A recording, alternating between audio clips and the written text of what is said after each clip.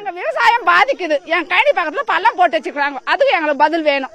மண்ணை எடுக்க கூடாது. எங்களுக்கு பதில் இல்லாம கேட்டா காசு கொடுத்தோன்னு சொல்றாங்க. எங்களாண்ட 10 பைசா எங்களாண்ட கொடுக்கல.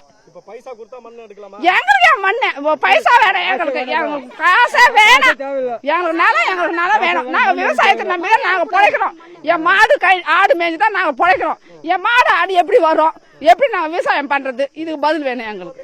நீர் வந்து நிக்க அப்ப பட்டாக்காணி ஓட்டுல பள்ளம் பண்ண நீர் நிக்கும். அப்ப நான் விவசாயம் 3 அடி பள்ளம் எடுங்க. 15 அடி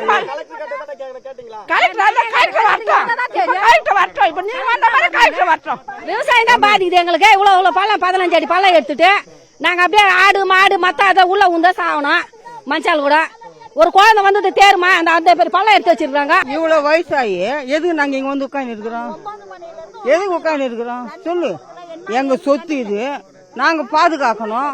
இவங்க இது மாதிரி வேலை எல்லாம் செய்யறாங்கன்னு சொல்லி நான் வந்து உட்காந்து இருக்கிறோம். நாங்க இந்த அதிகாரியும் வந்து கேட்கலைங்க. வயசானவங்க அப்படியே வந்து தண்ணி தாகணும், தண்ணி கூட கொடுக்கல யாரும். என்னன்னு கூட வந்து கேட்கல எங்களை. நாங்க இவ்வளவு நேரம் பசியும் பட்டினியுமா தான் உட்காந்துக்கிறோம். 2 மணி நேரம் ஆச்சு.